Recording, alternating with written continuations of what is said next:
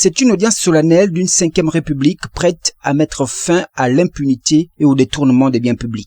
Une audience solennelle qui s'est déroulée en présence du gouverneur de province et qui trouve son fondement dans les dispositions combinées des articles 91 de la loi numéro 40/2023 du 26 octobre 2023 portant statut des magistrats, 10 et 62, les articles 10 et 62 de la loi organique 003/2022 du 27 avril 2022 fixant l'organisation, la compétence et le fonctionnement des juridictions de l'ordre financier. Ils sont 4 juges, dont un conseiller référendaire et 3 auditeurs nouvellement affectés au sein de cette juridiction, tous invités à la responsabilité dans l'exercice de leurs fonctions respectives. Votre fonction exige de vous le strict respect de la hiérarchie, une rigueur constante, une éthique irréprochable et une loyauté sans faille envers les principes de la République. Elle consacre votre compétence, mais elle vous oblige à l'exemplarité. Travaillez en collégialité, respectez scrupuleusement les procédures, soyez pédagogue, soyez à l'écoute, soyez ferme. La cérémonie qui marque la fin des injustices et ouvre les portes d'une justice décidée à traquer les délinquants financiers a été marquée dans sa phase finale par l'exécution de l'hymne national.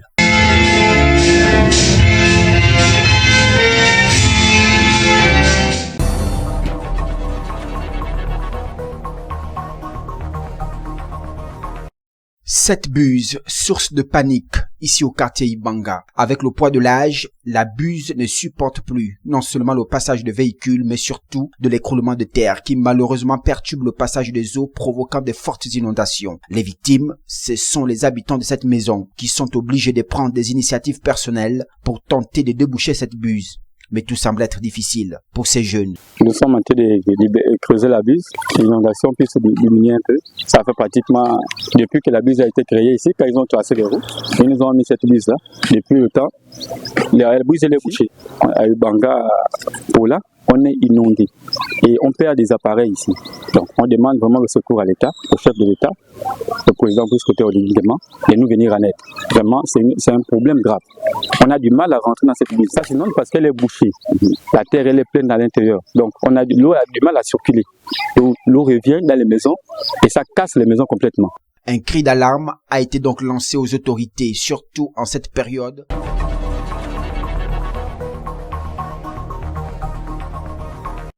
En lançant officiellement la formation des futurs agents recenseurs et contrôleurs, le gouverneur de la province de Langounié, Francis Oyinamuno, a rappelé que cette opération constitue un acte de souveraineté nationale, un outil stratégique pour la gouvernance.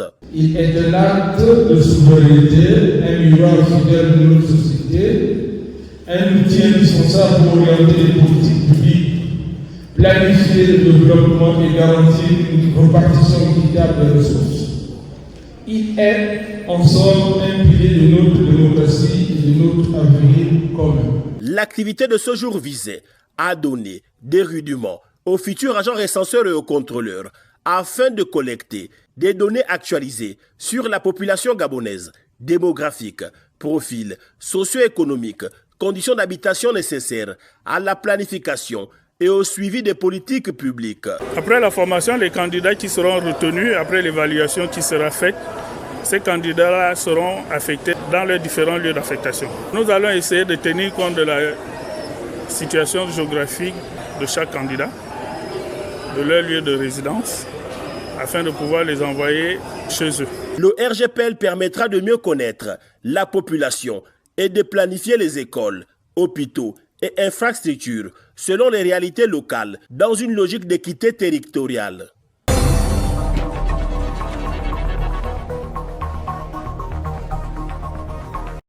Pour leur sortie, la toute première en cette année 2026, les membres du mouvement associatif Femmes Unies de la Jouée ont opté pour les retrouvailles en Ouga, chef-lieu du département en présence des autorités locales. Ce moment de convivialité est le cœur battant de notre association. Il nous permet de nous retrouver hors du cadre de nos activités habituelles, simplement pour le plaisir d'être ensemble. L'année 2025 s'est achevée sur ce beau succès pour l'association des femmes unies de la Djoué.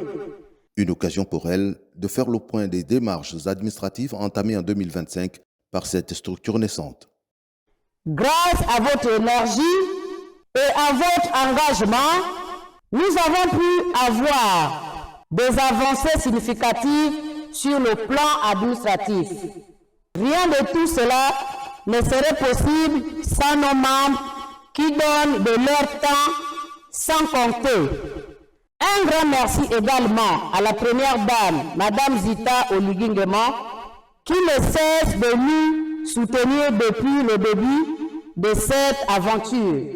Nos remerciements vont aussi à l'endroit du couple Assari Benduna Platini pour leur soutien constant. À travers la tournée menée dans tous les villages du département, peu avant la rencontre à Onga, l'association Les Femmes Unies de la Djoué a donné le ton de 2026, une année placée sous le sceau du vivre ensemble, mais également de la promotion des activités sociales, culturelles et sportives.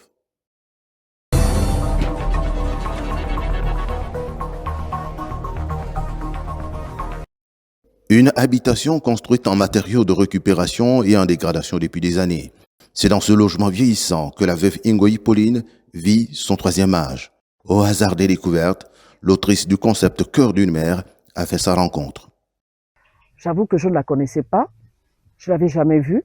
J'ai constaté que la maison n'était pas vraiment pour son âge et puis je constate par la suite qu'elle est pratiquement aveugle. Quand je suis rentrée, le soir, j'avais pas bien dormi. J'ai pensé à elle toute la nuit. On est rentré dans sa chambre. Je vous épargne les détails parce que j'avoue que j'ai été très mal. Je me suis dit, Seigneur, qu'est-ce qu'il faut que je fasse? En dépit de l'insuffisance des moyens, le Cœur d'une mère a décidé d'agir et avec le concours de quelques bonnes volontés. Ils m'ont appelé, je suis venu, j'ai fait un petit devis. Et voilà, quand ils ont amené le matériel, il fallait qu'on essaie un peu de réfectionner le mur, enlever la tôle déjà dégradée, ce que vous voyez là, et remettre, habiller ça avec la planche. Outre la réfection des murs, la veuve Ngoyi, une femme sans expérience de la maternité, a aussi bénéficié de certains équipements neufs. Moi,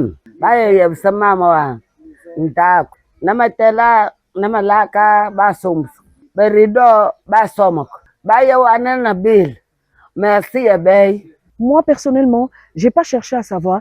Ce que j'ai voulu, c'est faire plaisir à cette maman, essayer de réparer ce qu'il y avait à réparer dans cette maison, et puis essayer de lui mettre un petit confort pour son bonheur et surtout pour son plaisir. Une fois encore, c'est le cœur d'une mère qui a parlé.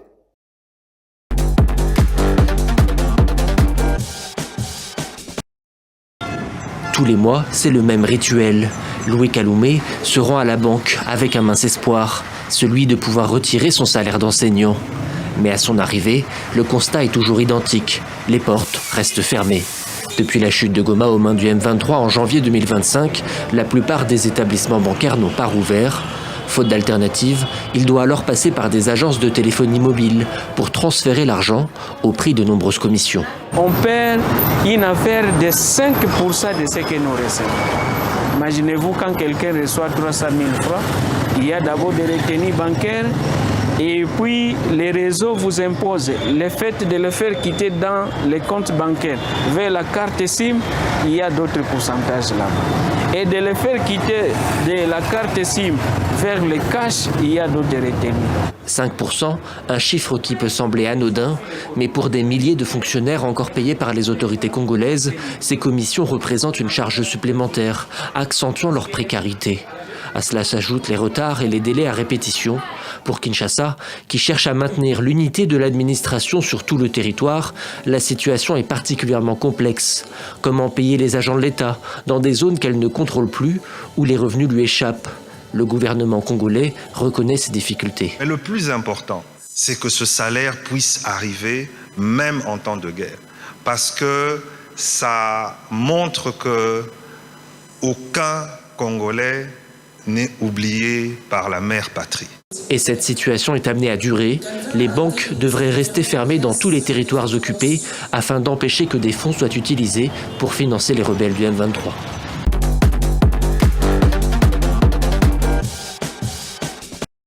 Certains de ces chauffeurs routiers ont passé les fêtes ici, aux portes du port d'Abidjan, et attendent toujours désespérément de pouvoir décharger leurs marchandises. Pendant une semaine, on ne bouge pas, on est là. On doit en bas des camions même. Tout ça là, et puis mouchique là, là, nous fatigués ici même. Nous payons des cas de stationnement, mais quand on vient, il n'y a pas de parking, c'est difficile. Vous voyez tout à l'heure qu'on a eu du mal à stationner les camions. Il n'y a pas de place. Les routes sont occupées. Des dizaines de camions stationnés ici, avec chacun 40 tonnes de fèves de cacao de cargaison qui attendent. Et autant de producteurs ivoiriens qui ne sont pas payés. Le prix du cacao a été fixé par le Conseil Café Cacao début octobre à 2800 francs CFA le kilo. Un montant record applaudi par les planteurs. Mais le marché s'est depuis retourné. Le SYNAPSI, un syndicat qui représente les cacaoculteurs, accuse le Conseil Café Cacao, ou CCC, qui régit toute la filière, de ne pas avoir fait les bons choix. Malheureusement, aujourd'hui, le cacao est baissé sur le marché mondial. Ce qui se trouvait que par leur faute, ils n'avaient pas vendu assez de cacao, puisque c'est la vente anticipée. Les gars vendent le cacao par l'anticipation. Il y a aujourd'hui plus de 700 000 tonnes bloquées dans la main des paysans. Ils ne savent pas quoi faire. Et selon le SYNAPSI, ainsi que l'ANAPROSI, un autre syndicat agricole, le Conseil ne délivre plus aucun document permettant d'exporter le cacao. Acculé, le directeur général du CCC a pris la parole ce mercredi et pointé du doigt les exportateurs qui refuseraient désormais d'acheter le kilo de cacao au prix légal de 2800 francs. Je voudrais leur demander de se ressaisir. Ce n'est pas la bonne direction qu'on prend quand on essaye de demander à ce qu'on diminue le prix aux producteurs. C'est eux les acteurs premiers de la filière. Sans planteurs, il n'y a pas de cacao, il n'y a pas de chocolat. Toute la production de la Côte d'Ivoire qui sort de nos plantations, elle sera achetée. Je voulais rassurer nos producteurs. Ces propos suffiront-ils à rassurer ? Dans cette coopérative d'Agboville, au nord d'Abidjan, comme dans beaucoup d'autres, on ne sait plus où stocker les fèves de cacao. Ici, nos magasins sont remplis. On a même chargé des remorques qui sont stationnées. Ça joue un peu sur la qualité. Et puis il y a les poids qui sont déjà qui s'affaissent. Voilà. Donc ça fait que bon, c'est compliqué. Et puis aujourd'hui, le fait même que les camions viennent et puis souvent ils sont garés par dehors. Il y a les petits bateaux souvent qui viennent emporter quelques sacs. Tout le monde est unanime que cette année la campagne est très difficile. Très difficile. Pour prouver que la situation est bien en voie de normalisation, le CCC assure que plus de 300 camions ont rejoint les ports d'Abidjan et de San Pedro mercredi et qu'ils seront bien déchargés.